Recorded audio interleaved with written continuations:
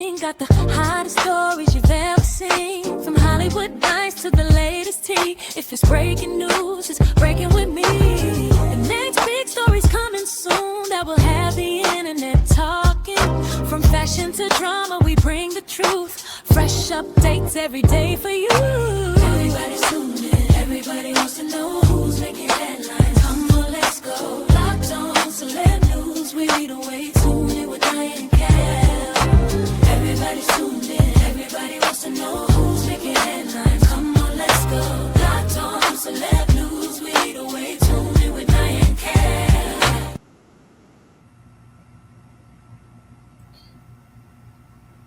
Hey y'all, what's up? Welcome back to Locked On Celeb News. I am Naya and my co-host Cal is not here with me tonight. I'm by myself, but it's okay. It's where we break down hot celeb news and trending stories. So if you're new here, hit the like and subscribe button. Okay, y'all, wait. His mama had to keep calling and tracking his phone. Y'all might want to sit down for this one for a minute because this part of what Nolan's mom said is bothering me. Warren didn't call her until 11 p.m. and she was calling the phone multiple times before 11. Let that just sink in. But now let's jump into it. Now to start, let's take a look at this content creator, Nerdy Pink Panda 1 on TikTok. She breaks it down perfect after listening to the friends and Warren talking about when he called the mom in the phone situation in the interview with Officer Tatum. Let's listen to what they said. Liars. I told y'all that Jax was the ringleader. I told y'all. He sat in this interview and he was telling stories about shit that he wasn't even there to witness. So let's break down some of the stuff that I heard in this interview. Let's start with Warren's first phone call, because y'all will remember that Warren said that he was over at Ava's house for that 4th of July party when they all started realizing that Nolan was missing, and he called Miss Christine at 11 o'clock. One of the first things I told Miss Christine Wells in the first phone call that ever occurred with anything to do with Nolan Wells being gone, because I was the first person to call Miss Christine about anything. First phone call, anything to do with Nolan Wells, was me making a phone call to Christine Wells. And one of the first things I said to her, with multiple witnesses here, pull up the phone call if you want. She said, oh, well, Nolan's location is with y'all at, where the house we were at. And I was like, well, no, he left his phone with us. I told her this. And yesterday, the same time that this interview came out, Christine Wells said this. 360 says that he's on land, and he was like, well, no, I mean, when we have his phone. So both versions of the story say that Warren didn't tell her about the phone until after she confronted him with the 360. Now, boat returns, Nolan is not there. At 11 p.m., he calls to say Nolan is missing. I wonder if either of you, whoever wants to answer, what happened in those few hours that prompted Warren to be concerned? I'm not quite sure what would prompt him to be concerned, but all I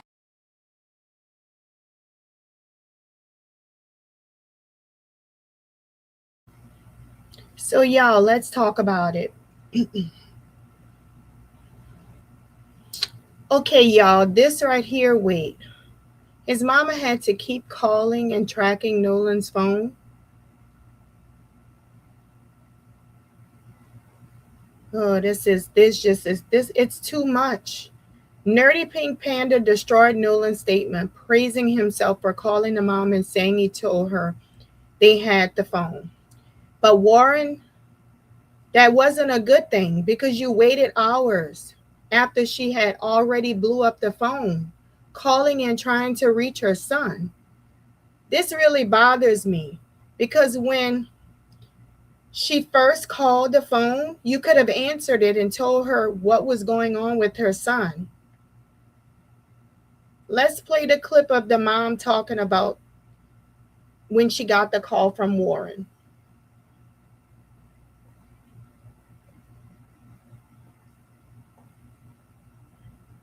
Can say is what I did that day. So me and my sister, we made an order of pancit, which is a Filipino noodle dish for one of our friends. They were having a big family get together, and we really didn't have anything planned for the 4th.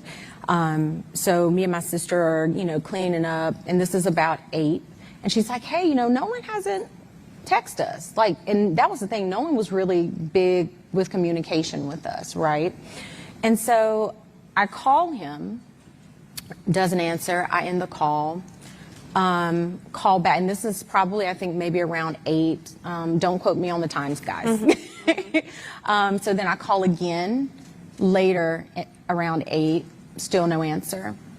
And then I want to say I called one more time, and I think that was at like 10:48. So I'm in the kitchen, my phone rings. Now, this is probably like early 11 o'clock, somewhere around there. Phone rings when I make it back to the phone, and I'm like, whose number is this? Because, we get weird phone calls sometimes. They didn't leave a message. Number pops back up. I pick up the phone because it says maybe Warren. And I'm like, Warren? So this is 11:07. That's per my cell phone records. So I answered the phone. He's like, hey, Miss Christine, have you seen or talked to Nolan? I said, no. Why? He should be with you guys. And he said, oh, no, well, when we went to the island, there was a girl named Katie that he met, and he had decided to stay behind. And I said, what? Because we know our child. And Nolan isn't one to be like, oh, well, I'm just going to throw caution to the wind, and I'm going to stay here with this girl that I just met. So I'm on the phone with him. Now I'm in a panic. I'm running into my room. Elmore was in bed watching a different movie, and I'm like frantic. He's like, what's going on? I'm like, Nolan is missing. I'm trying to pull up the GPS as I'm talking to him. And at some point, he tells me that, I was like, well, his phone says GPS Life 360, not Snapchat. Right. Life 360 says that he's on land. And he was like, well, no, I mean, we have his phone.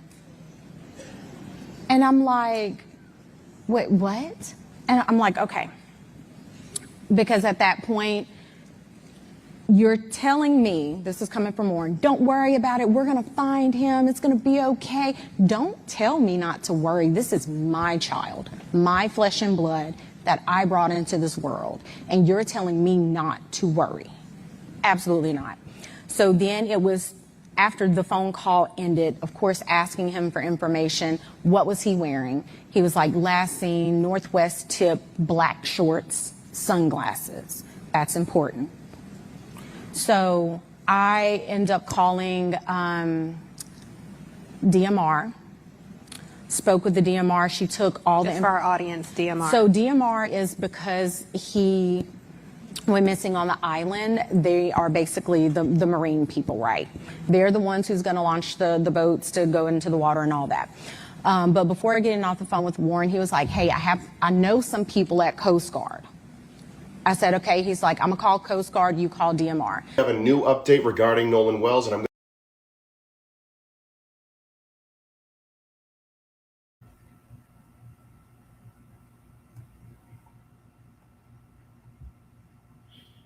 All right. Oh my goodness, this is so much. Okay, because with this situation, like I said, we just have a lot of questions. We need a lot of things answered. Because according to the mom's account, she was calling Nolan's phone after 8 p.m. Then after 9 p.m., she was calling again at 10:45 and tracking the phone, trying to figure out where her child was. She said she didn't get a call from Warren telling her Nolan was missing until 11 p.m. Now, I'm not saying that proves that they didn't do anything to Nolan, but it doesn't prove they didn't. But I am saying I need somebody to help me understand this.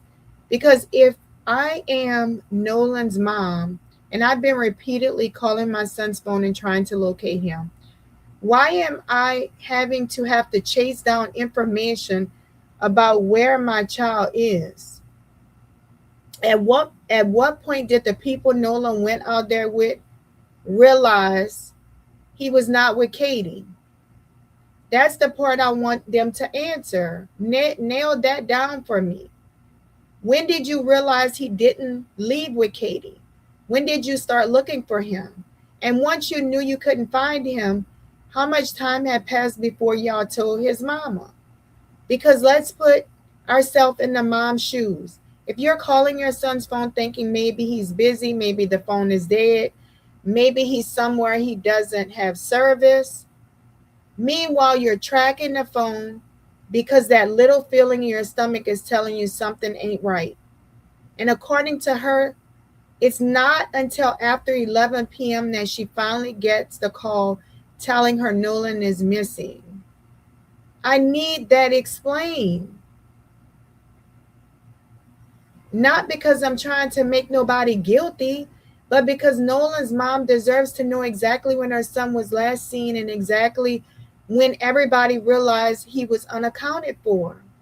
And if there's a perfectly reasonable explanation for the gap, give it to the family.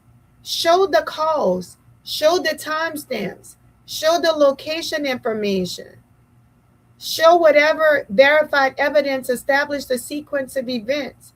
Because Nolan can't tell his mom what happened that night. And that's the part that hurts.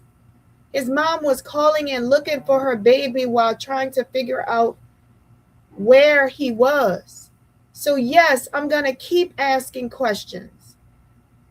When did anybody know Nolan was missing, and why did his mom have to find out when she did? That's not an accusation. That's a question his friends needs to answer.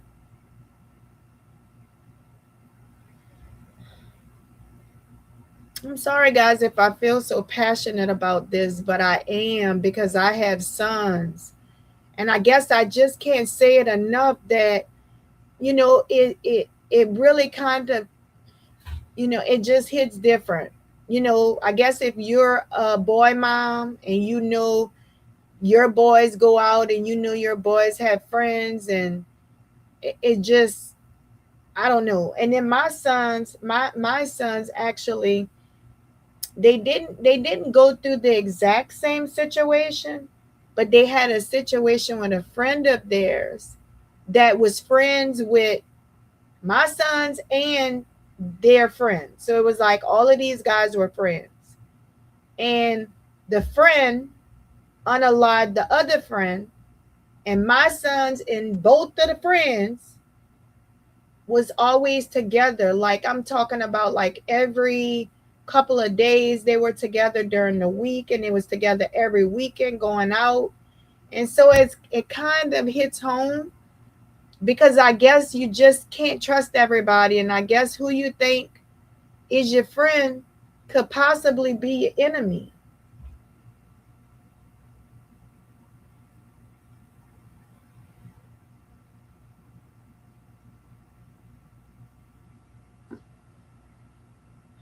So, yeah, I mean, I guess that's why I'm so passionate about the situation. But I appreciate you guys watching the video if you're watching the video. But let's take a look at this other content creator talking about the DA turned the tables on the family. The DA is asking the family to turn over the phone. Let's take a look at that.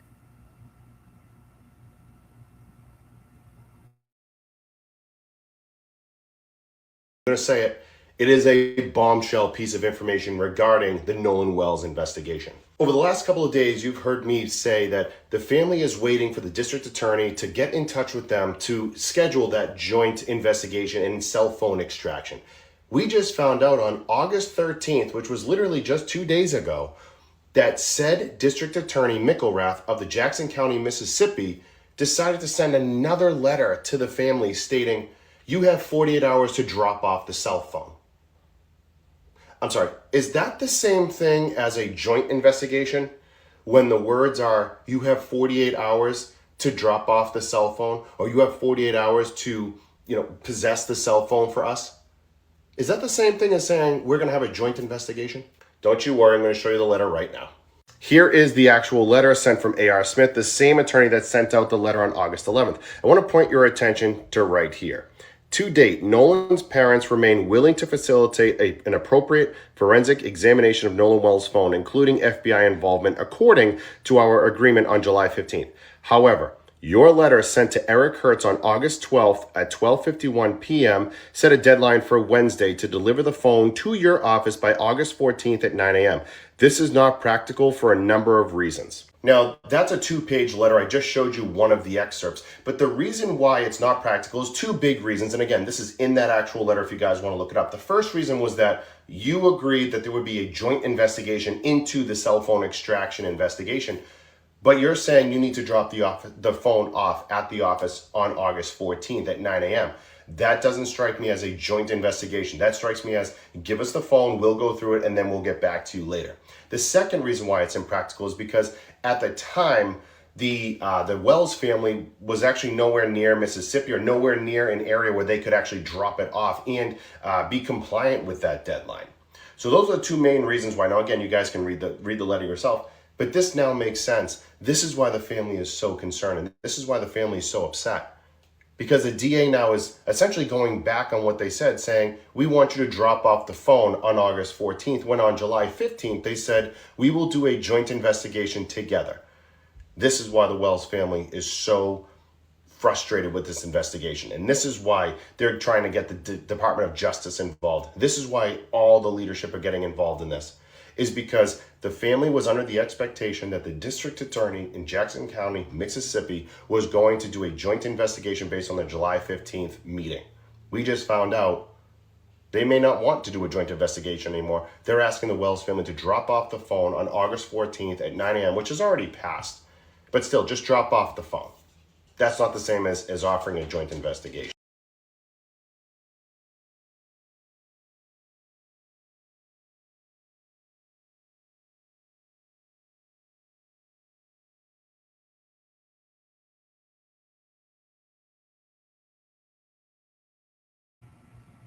Okay, y'all. Now, what is this about? What the? Shut the front door. That's why the family don't trust the investigation in the first place. These people are a joke. This is where I need clarification. You telling me the DA has now given Nolan's parents 48 hours to turn over the phone. Okay. But wasn't it supposed to be a joint forensic examination? Because that's what we've been hearing, that the DA's office, the family forensic team, and possibly other forensic experts would come together and examine this phone through an agreed process. So what happened? First, it was we was going to do it together. Then next, you say y'all got 48 hours to hand it over. The phone could contain important evidence, Nolan's calls, messages, location information, whatever is legal, recoverable, and relevant that could potentially help establish a timeline. Examine the phone. Just examine the phone. But if Nolan's family was previously told this would be handed jointly, I understand why they're asking. So, but what changed? The family has already been asking for transparency. They want to know what happened to their child. So don't make this about why won't the family give up the phone? If their position is actually we agreed to an examination, we just want it conducted where everybody is there. Those are 2 completely different things. With something this important, I don't want all of this confusion. It just don't make any sense. So put it in writing, DA. Who's examining it? When, where, what date are they extracting the information? How is the information going to be preserved? And is the family forensic representative going to be there like they said was previously discussed. Because at the end of the day, this phone ain't the enemy. Nolan's mom ain't the enemy. Nolan's dad ain't the enemy. That phone could potentially be another piece of evidence that could help answer questions everybody should be focused on. What happened to Nolan? So, yes, get the evidence. Do it right. Do it transparently. Now, let you hear me. What the family's attorney had to say. Because that response is what I really want to hear.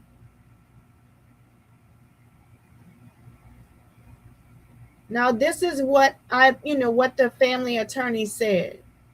Family attorney is responding directly to the district attorney's office.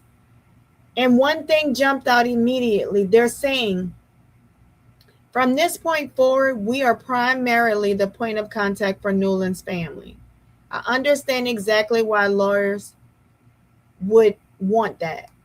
Because when you have a grieving mom and dad dealing with something this serious, they shouldn't have to be going back and forth personally trying to figure out who said what somebody wants, what needs to be turned over, and what the next steps are. Let their lawyers handle that. And notice the language here. At least in this portion of the response, they're not saying we are not cooperating. They are saying essentially communicate with us so everything could be coordinated properly. Okay, that's what attorneys are there for. Especially when you've been hearing this conversation about Nolan's phone and whether there was supposed to be a joint forensic examination. So now my question is simple. What happens next? Does this DA communicate directly with the family's legal team? Will they agree on how the phone is going to be examined? Will the family's forensic expert be able to participate? Is the FBI still potentially involved like previously discussed? Because y'all, I am really tired of watching Nolan's phone become another social media battle. Get the lawyers together. Get the forensic people together. Put the agreement in writing. Examine the phone properly. And if there's something relevant on the phone that helps explain Nolan's final hours, follow it. Because Nolan's parents shouldn't have to spend their time fighting over procedure while they're still asking the biggest question of all. What happened to our son? So I'm watching the response very closely because now that the attorneys are officially saying come through us, there shouldn't be any confusion about who the DA needs to communicate with. Now let's see whether the DA cooperates with the family's attorneys and get this phone examined. Let the evidence speak.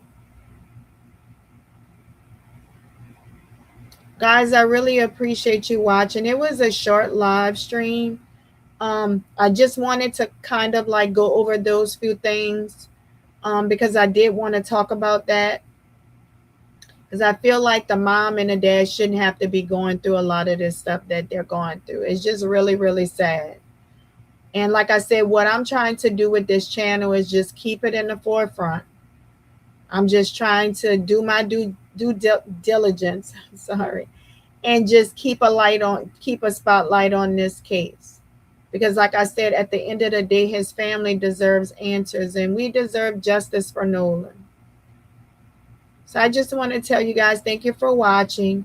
If any new updates come out, we will bring it to you as soon as we can. This is Locked On Celeb News. The headlines might get us here, but the trending news keeps us locked in. If you enjoyed this video, please like, share, and subscribe. I'll catch y'all in the next one. Stay locked in. Good night.